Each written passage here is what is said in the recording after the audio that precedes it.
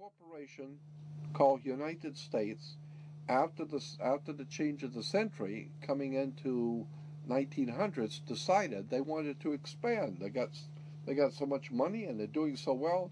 They thought maybe we could expand the business, move the corporation out a little bit. Let's expand business.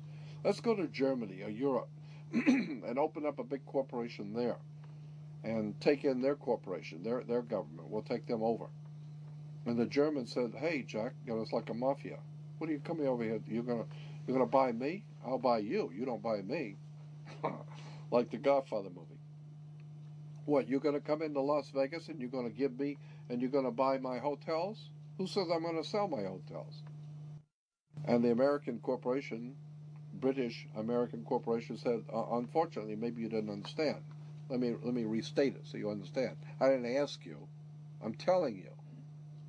We're moving in here. It's called a corporate takeover." And so there was a hostile corporate takeover where the American corporation decided they want to take over in Europe, and they didn't want to be taken over. Well, it's too bad. We'll take over anyway. So they called it a hostile corporate takeover. We call it World War I. So the corporation called United States was able to overthrow the existing corporate order in Europe, but it cost a lot of money. They had to build a lot of tanks and jeeps and pay a lot of people, and the corporation, well, they were successful. They did what they wanted to do, but they went broke doing it. And so when they went broke doing it, and then the bankers pulled their money out in 29, we had something called a stock market crash. Because the corporation spent so much money, they went broke. So the international banker says, "Well, if you're broke, what are you coming to me for? I'm not going to loan you money if you're broke." And so what do you have as collateral?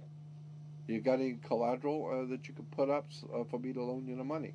And the corporation called United States, the British corporation called United States, said, "Yes, we have the stock. We'll give you stock in the company. You are the stock in the corporation." So they give your body to the banks in Switzerland. So your body now becomes stock for the corporation called United States because you are a money maker. Bankers came in and said, "If we're going to loan you money, you guys have lost money, you guys have gone bankrupt, we're going to take care of the accounting. We're going to see where the money goes. We'll give you the money, but we're going to make it sure it goes where we want it to go." So they set up the Federal Reserve System and then the collection agency to make damn sure that you people pay us. We're going to set up to keep a record of how much you owe us in business each week. We're going to call that the Federal Reserve. And to make sure that your stock, all the chumps out there in America working, make sure the stock pays us. We're going to make sure they pay us. You don't just tell me you're going to pay. I'm going to make sure they're going to pay. So we will set up a collection agency.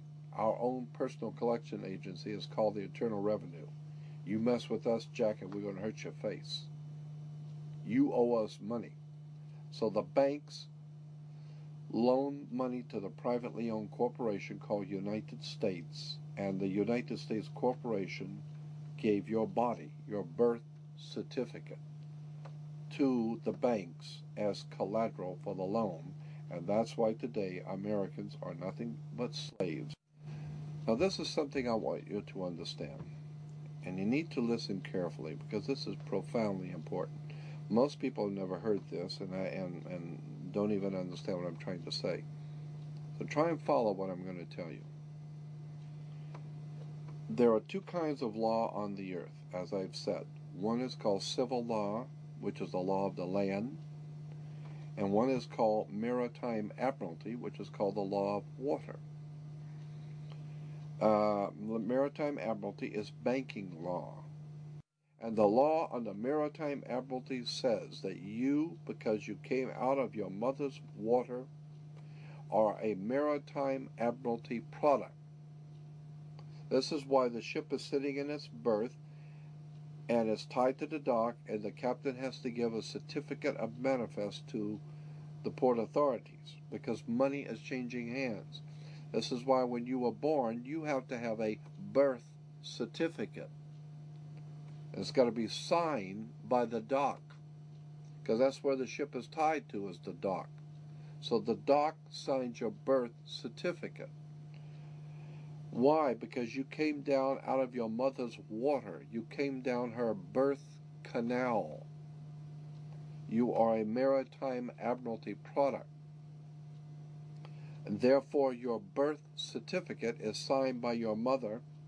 And where your mother signed on the birth certificate, get it, you will see it does not say parent or mother. It says informant. Your mother was informing that the bank that she has just produced another product to be bought and sold. England, the British Crown, through international banking, owns your physical body, and that's the law. So you can think it's funny all you want.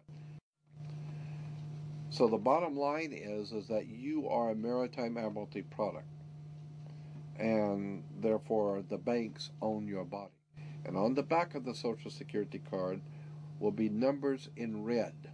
On the front will be in blue or black, but on the back will be in red. The numbers on the back of a Social Security card in red designate your body. It is the serial number of your stock. And this is why if you're wealthy, you are preferred stock. If you're poor, you are common stock. But you are a stock on the stock market. Your body is bought and sold through the use of your birth certificate. And if you could get your original birth certificate back, you would find that on the back of the birth certificate are all the banks around the world.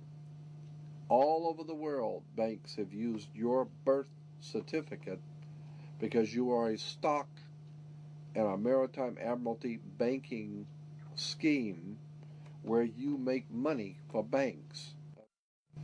So consequently, the corporation and government and people who want to control you, they create a second you, and that second you that they control, that they created, is all capital letters.